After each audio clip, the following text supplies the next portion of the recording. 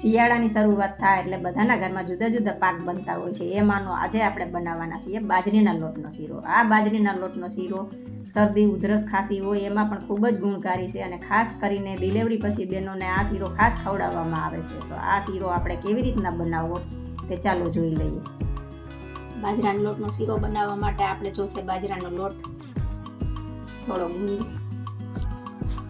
બદામ, જાયફળ એલચીનો પાવડર, થોડું સૂકેલા નારિયેળનું છીણ, ગોળ, સૂંઠ પાવડર, થોડા સુવા દાણાના ગજરા ખાંડેલા અને થોડો અજમો અને થોડું આપણે જોશે ઘી. સૌથી પહેલાં આપણે એક વાસણમાં ગરમ પાણી કરશું. એટલે ગેસ ચાલુ કરી દીધો છે. થોડું પાણી નાખશું ગોળ ઓગાળવા માટે. પાણી ગરમ થાય એટલે આપણો ગોળ ઓગળી જશે.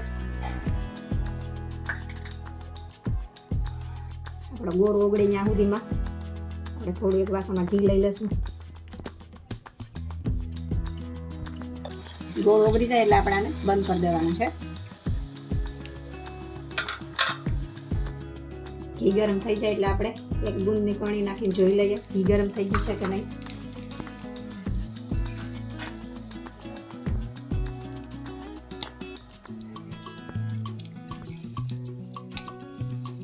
જે થોડું ગરમ થવા દેવું જોશે.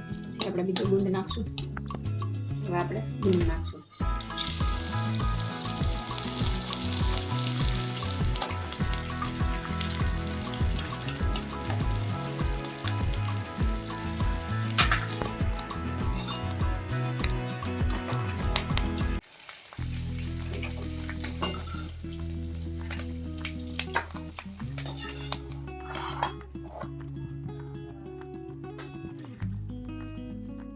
હવે આપણે આની અંદર જ બાજરાનો લોટ નાખી દઈશું અને હવે આપણે શેકી લેશું આને.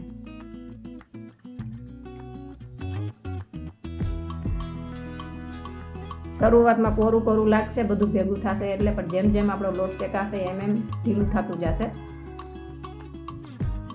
લોટ શેકાવા લાગ્યું છે, ખુશ્બુ આવવા માંડી છે. તમે જોઈ શકો છો એનો કલર પણ થોડો ફરી ગયો છે.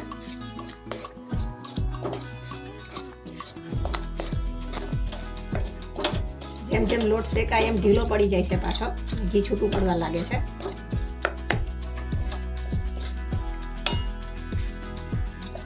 આપણે ગોળનું પાણી એડ કરશું.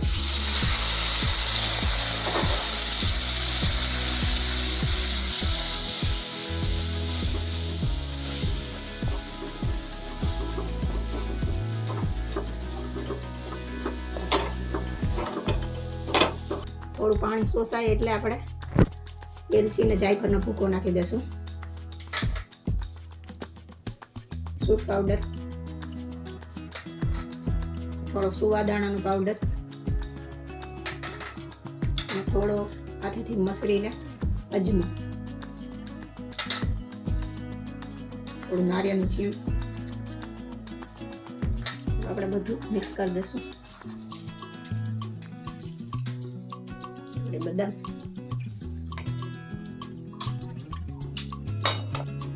આપણે બધું મિક્સ કરી લઈશું.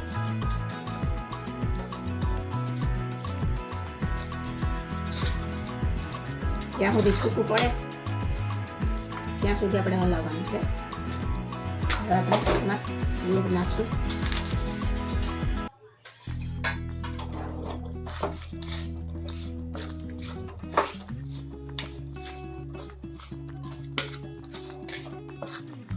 આપણે કડક પાક બનાવવો હોય, શીરો ન બનાવવો હોય તો જ્યારે આપણે શેકી લઈએ લોટ ત્યારે એની અંદર ગોળ નાખી દેવાનો, પાણીમાં નહીં ગોળ ઓગાળવાનો. એટલે આપણો સરસ પાક બની જશે શીરાની જગ્યાએ.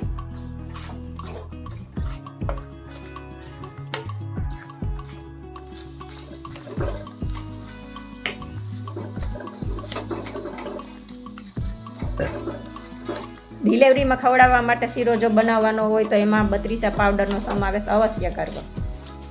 આપણા શીરામાં બધી સામગ્રી ચડી ગઈ છે અને ઘી છૂટું પડવા લાગ્યું છે. તો હવે આપણો શીરો બનીને તૈયાર છે. હવે આપણે એક વાસણમાં કાઢી લઈશું. તો તો તૈયાર છે આજનો બાજરીના લોટનો શીરો. જો તમને આજની અમારી રેસીપી પસંદ આવી હોય તો રેસીપી લાઇક, શેર ને ચેનલ સબસ્ક્રાઈબ કરવાનું ભૂલશો નહીં ને વધારેમાં વધારે શેર કરજો.